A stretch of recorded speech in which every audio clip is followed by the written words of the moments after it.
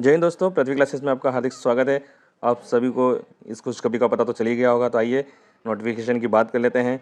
जो कि नोटिफिकेशन अभी आउट हुआ है एमपी पुलिस का, और बहुत ही बेसब्री से आप सब लोग इसका इंतज़ार कर रहे थे। करते हैं तो ये जो फॉर्म है ऑनलाइन भरा जाएगा, ठीक है, और 26 तारीख से भरा जाएगा, 26 जून से, और ये 10 जुलाई तक भरा जाएगा। उसके बाद 5 दिन का समय दिया है संशोधन के लिए, जो कि 15 जुलाई तक आप संशोधन कर सकते हैं। आगे देखते हैं, फीस की बात कर लेते हैं। तो इसमें दिया है अनारक्षित के लिए 500 रुपये है, SC ST OBC और EWS जो कि मध्य प्रदेश के हैं, सिर्फ मध्य प्रदेश के ही SC ST OBC के लिए 250 रुपये है। एग्ज़ाम की बात कर लें तो ये 2 पारियों में होगा, प्रथम और द्वितीय। पहली पारी सुबह 7:30 बजे इसका रिपोर्टिंग टाइम रहेगा, दूसरी पारी का 12:30 बजे रिपोर्टिंग टाइम रहेगा। 12 अगस्त से परीक्षा प्रारंभ होने वाली है। तो 7090 जो पोस्ट है वो है GD की, यानी कि सामान्य ड्यूटी वाली जो पोस्टें हैं। उसी के साथ बाकी जो पोस्टें रहेंगी वो आपकी रेडियो ऑपरेटर, विशेष सशस्त्र बल की रहेगी, ठीक है।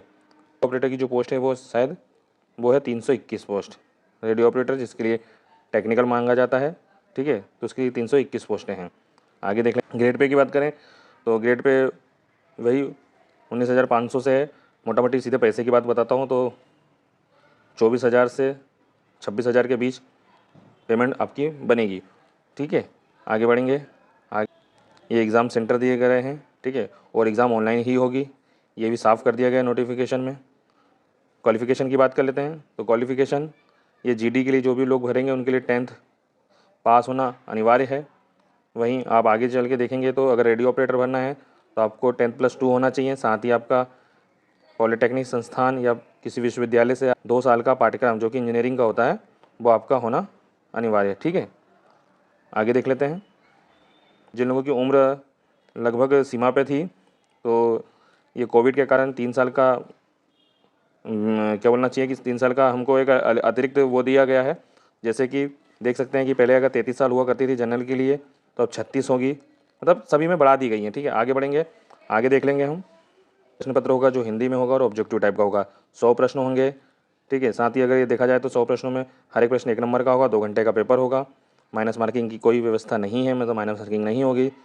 पेपर देख लेते हैं किस प्रकार का आएगा। तो 40 नंबर का सामान्य ज्ञान और तार्किक ज्ञान दिया है, 30 नंबर का बौद्धिक क्षमता और मानसिक अभिरुचि दी है, वहीं 30 नंबर की विज्ञान और सरल अंकगणित दिया गया।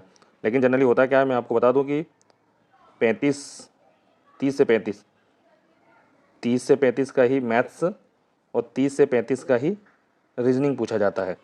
मतलब कुल मिला के 70 नंबर आपका जो है मैथ्स और रीजनिंग से ही कवर हो जाएगा। अगर आपके ये 2 सब्जेक्ट बहुत अच्छे हैं तो आप 70% तो इस एग्ज़ाम की तैयारी में कर चुके हैं, और बाकी जो 30% बचा है उस 30% में विज्ञान, वहीं MPG के सामान्य ज्ञान सभी पूछ लिया जाता है।